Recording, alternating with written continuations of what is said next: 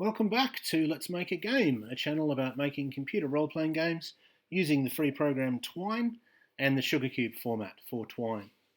In this video, I'm going to continue my series on adapting the board game Source of the Nile, and in particular, we're going to look at what happens when you meet people and when you decide how you're going to interact with them. So we've headed into the wilderness. We have met a group of 20 warriors, and we have these 5 policies, which we saw last time, but last time there wasn't any. You could click it, but it wouldn't do anything. What we're going to see that's new in this video is that once you click a policy, then it tells you what the result of that is. So we can cease travelling and take up defensive positions, attempt to retrace our steps, find another route, seek contact with the locals with great caution and a great show of force, continue on our way as if the locals were not there, or approach the locals in an open and friendly manner. So let's say we seek contact with the locals with great caution and a great show of force. So we click that, and we rolled a 6, and the natives are neutral. So let's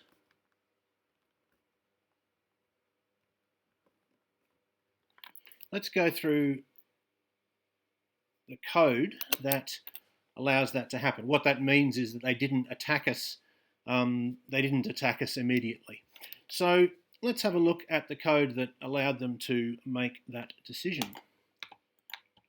I have made a small change. Before we do anything else, I'll just show you this.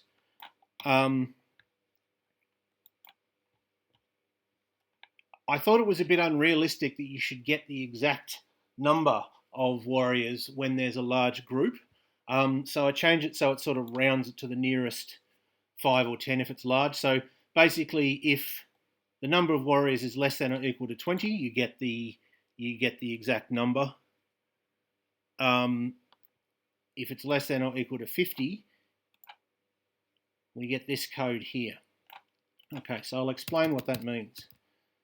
Math.round is quite similar to math.floor, except that math.floor always rounds downwards, and math.round, as the name suggests, rounds either up or down depending on which is closer. So math.round 3.9, it will turn that into 4. Math.round 3.1, it will turn that into 3. So what it rounds is the number of warriors divided by 5, and then having rounded it, it multiplies it by 5. So for example, let's say you had 22 warriors. I don't know if that's a result you can actually get, but anyway, let's say it would divide that by 5, and that would be a little bit over 4. It would then round that to 4, and then it would multiply by 5 and tell you, and the final result would be 20. So it would tell you, instead of telling you there's 22, it would tell you there's around 20. It rounds to the nearest 5. And if neither of those things are true, which means that if you've got over 50, then it's very similar code, except that it's dividing by 10 and then multiplying by 10. So it rounds to the nearest 10 rather than the nearest 5. Anyway, the only thing we need to remember is that Z is the number of the policy that we picked. So cease travelling is number 1, retrace your steps is 2, seek contact is 3, continue on your way, approach the locals, in that order. And then we go to meeting 2.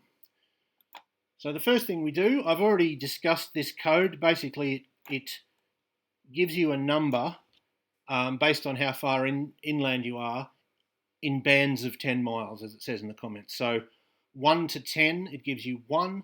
11 to 20, it gives you 2. 21 to 30, it gives you 3, and so on. And then we have this number here which says and the comment says chance that natives aren't hostile. So the higher this number, the more likely the natives are to be friendly. And it starts as the distance inland plus the policy number plus the native attitude. Native attitude being IA. And that always starts at 0. So when you're meeting a new group, that won't be relevant. It's only really relevant if you've interacted with them before. So the main things that are important are the distance inland, which because we were fairly,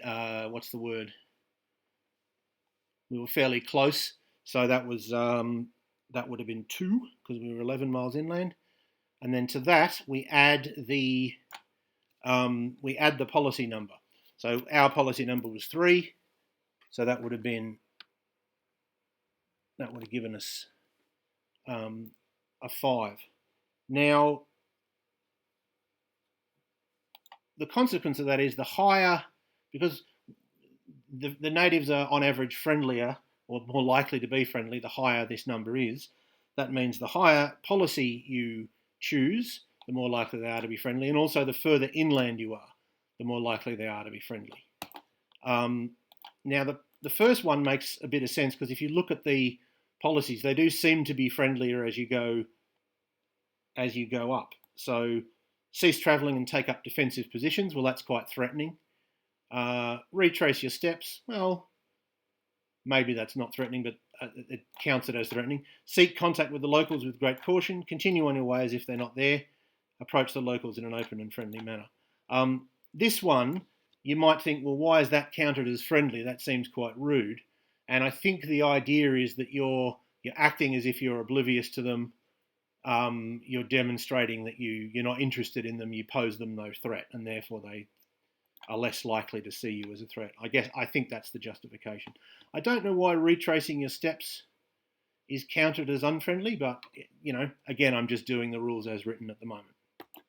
Now, the reason why they're more friendly as you get further inland is because in the original game, the idea is that the port cities are all raiding these local tribes specifically for slaves, and so therefore, therefore the ones that are near the ports, if they see a European, they've had bad experiences, and therefore they're less friendly. And as you go inland, you'll meet people who haven't seen Europeans before, and therefore are more likely to be friendly. That's also why the groups tend to be smaller as you are nearer the ports and get bigger as you go inland, because they've been reduced by slave raiding, or they've moved away because of slave raiding. So I don't know, like normally you want the danger to ramp up as you go, but we have to remember also that in this game you're meant to go out and then come back. So I'll have to really play it further and see if that fits, if it works, and maybe change it. But at the moment, that's why. So we would have had a number 5, and then it says if z equals 4 or z equals 5, i.e. if you chose one of the friendlier options, and ex5 equals 0. Ex5 is the number of guards. So if you selected policy 4 or 5 and you have no guards, then we add 2 to x, which makes them more, makes sense. You're obviously not a threat and you're acting friendly. And then if you have no muskets either, that's what ex7 is, then you add a further 1. So you're obviously no threat. Well, that wouldn't have counted for us because we did actually have guards. But this one would have counted. It says if z equals 3 or z equals 5, which is, we chose policy 3, so that would have counted, and ex4 equals 1, which means you have a guide, because ex4 is the guides. Scouts. Guides, the original. I notice I've put guide here. Sorry, I keep using the original terms rather than the terms I've changed them to. So that's what that should be. I'll change it in the version that I upload. And math.abs $go minus $I is less than 15. So what does that mean? Well, GO stands for guide origin, and it's, even though they're now called scouts, I just kept it as GO. It's where you hired your guide. And in the beginning of the game, if you have a guide, it's always going to be 0 because you hire everyone in the city that you start in. But there are ways that you can lose the guide. In fact, we've already seen that the guide can desert. There are other disasters that can get rid of your guide as well. And you can get a new guide. If you meet friendly locals, they might sort of provide you with a guide. So therefore, this geo might change. And so what it's saying is math.abs is the absolute value of whatever's in the brackets. And that just means that if it's negative, ignore the minus sign. So math.abs 4 is just 4. But math.abs minus 4 is also 4. And that's quite useful, particularly if you want to know the difference between two variables, but you don't care which one is higher.